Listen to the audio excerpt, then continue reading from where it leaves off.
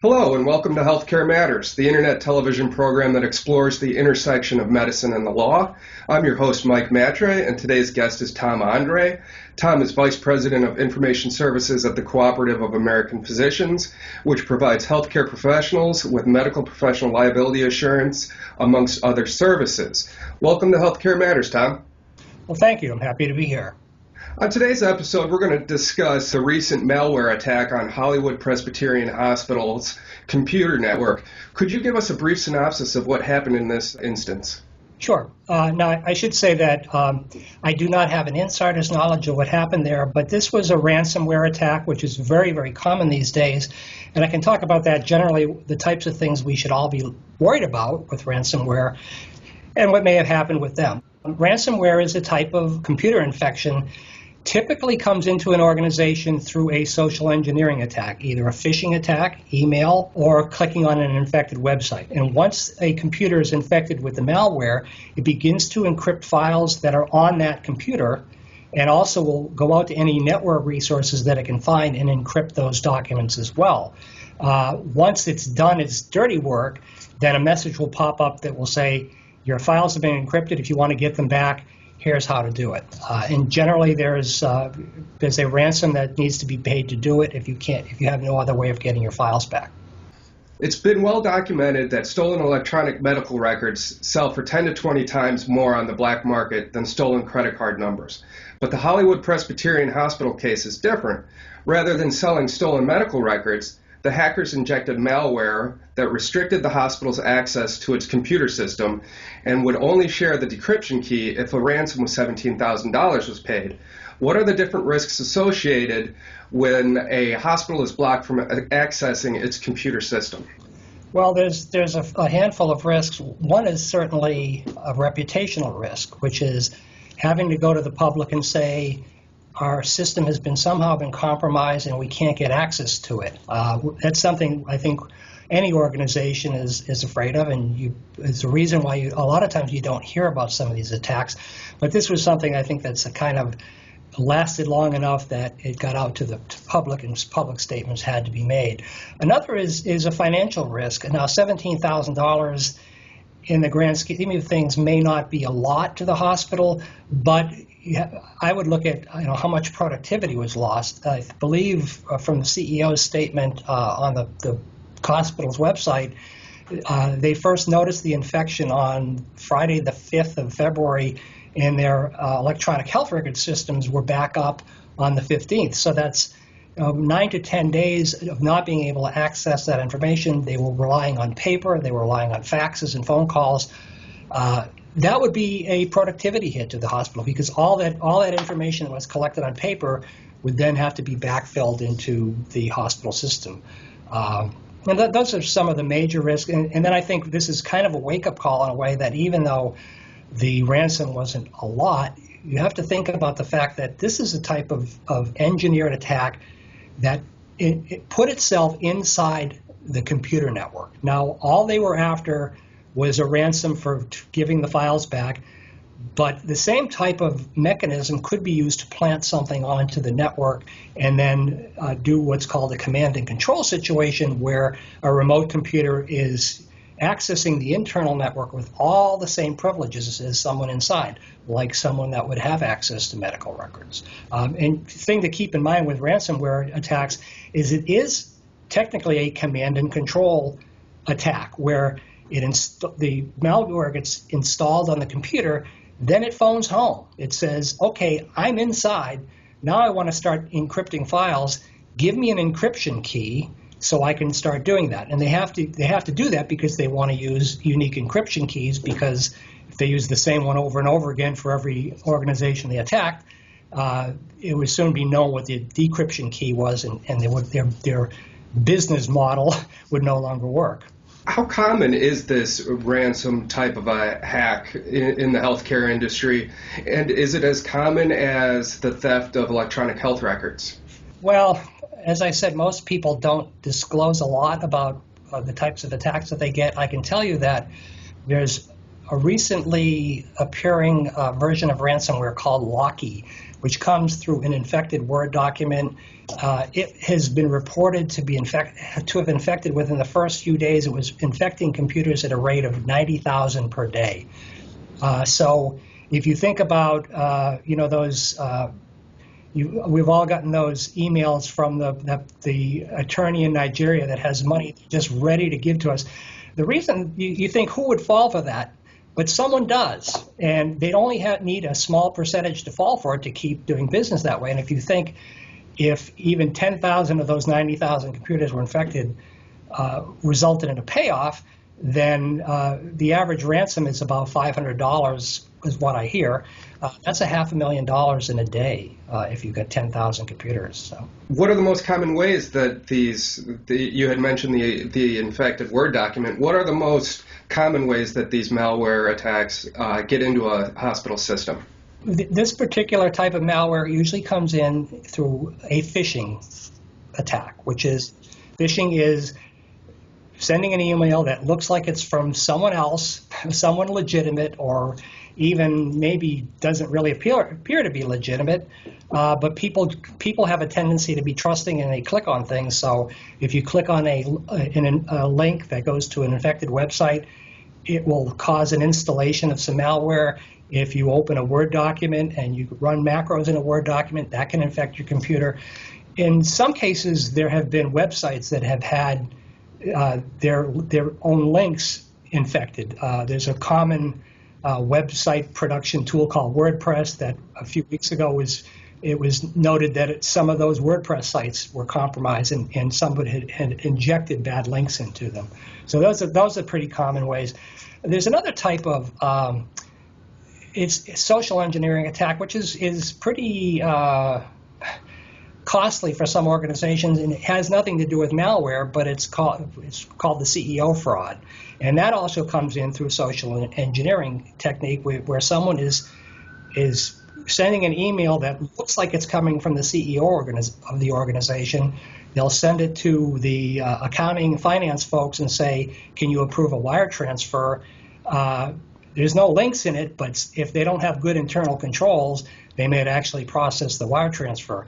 And there was a company in San Jose that got taken for about $46 million in that way. So there's some big money in that. Another form of the CEO fraud is to send an email to the HR people. Looks like it's from the CEO. They've done some reconnaissance to figure out who the HR people are and said, please send me a list of all of your W-2 information for all of our employees, salaries and social security number.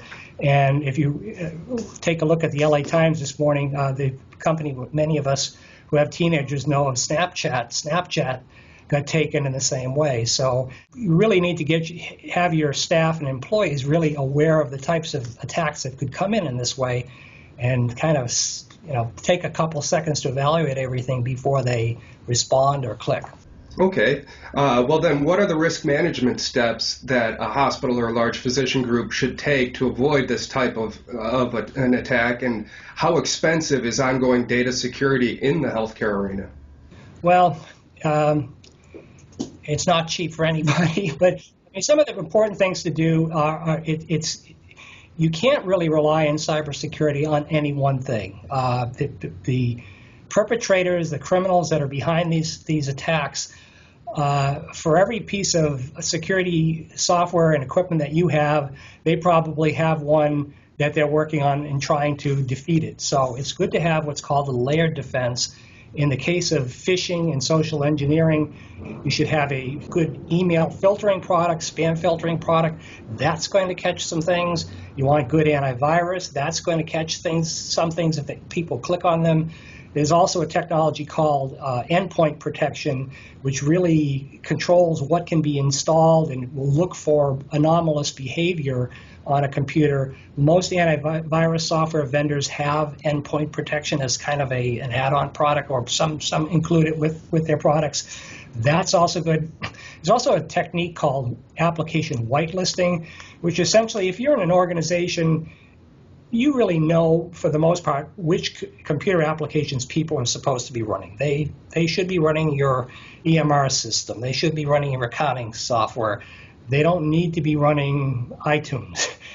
So what you can do with application whitelisting is create lists of what is acceptable to run, and it doesn't allow anything else to run, so that if somebody clicks on something and it tries to install the software, the malware, it can stop it right in its tracks. The United States government doesn't pay ransoms to terrorists because they believe it will increase future hostage taking. Do you believe that since Hollywood Presbyterian paid to regain access to its computer system, we can expect an increase in this type of a ransom attack in the future? Well, it's hard to get inside the criminal mind, but I think after 9/11, when the intelligence agencies were accused of having a failure of imagination, I think we all have to use our imagination what could possibly happen. They may be looking to up their game in some ways. They may see that, okay, Hollywood Presbyterian, here's a hospital, they paid $17,000. Maybe we can get more than the usual $500 if we do a focused attack on specific organizations. But in this case, it has all the hallmarks of a random attack that it doesn't look like they were specifically targeted. The end result is they were still down for several days, and they had to pay a ransom to get their information back.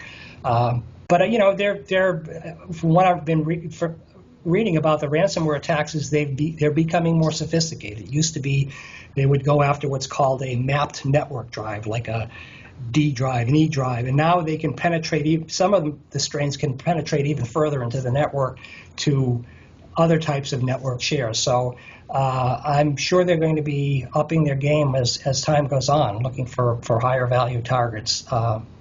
We just have to be prepared for that possibility and do what we can to stay aware of it and protect against them. Okay. What are the chances that these cyber criminals are going to be caught? I would say it's probably unlikely. I think a lot of them are operating offshore. They mask themselves fairly well. The ransoms are paid in Bitcoin, which is difficult to trace.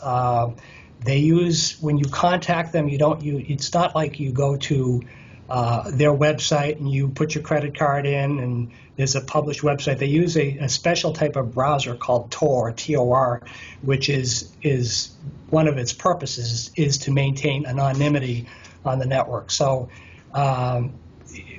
chances are they won't get caught. At best, it's possible. In some ransomware cases, they've recognized which internet addresses some of these attacks were coming from, and where the payments were getting made from, and they've been able to shut those servers down. But if it's offshore, if it's in a country that's not necessarily one of our best friends, chances are the best they can do is maybe shut down access. In the healthcare arena, there's HIPAA, which protects the patient's personal medical records, and there's quite a substantial fine if that is compromised. How does HIPAA come into play here? Did the malware that was injected into Hollywood Presbyterian actually compromise the patient data, or will they be able to just move along as if nothing happened and we just paid this ransom and everything's good now? There's nothing that I've seen publicly that indicates that anything was compromised in terms of patient data. It doesn't sound like it. Most ransomware seems to be just opportunistic. They want to get a ransom and they'll give you your files back. They don't seem to be trying to exfiltrate data at this time. I think if I were looking at this from the perspective of any hospital administrator, I would wonder about, and I don't know what happened specifically at Hollywood Presbyterian. A couple of things that the HIPAA high-tech requires is, first of all, that you have a disaster recovery plan, and I think it sounds like the disaster recovery plan at the hospital was invoked and they went to paper and phone and fax. The other thing is to have adequate backups. And you have to ask yourself as an administrator, if this were to hit me, would I have sufficient backup so that I wouldn't necessarily have to pay the ransom? Maybe I could just say, I'm just going to go back to my last backup. I'm going to isolate the computers that have been infected, and then I will restore from backup.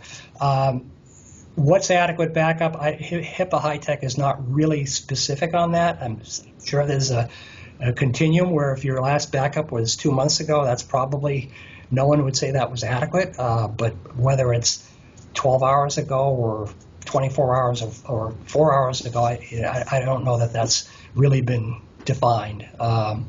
That's I think the one area where someone could be possibly have CMS look at what they're doing if they didn't think there were adequate backups. I don't know that would be the case. I don't know if it's even something that they concentrate on right now. Well, fantastic. It's been a wonderful conversation with you, and as more events come up in healthcare data security, I'd love to have you come back on the show. Be happy to do that. Thanks, Tom. Thank you, Mike.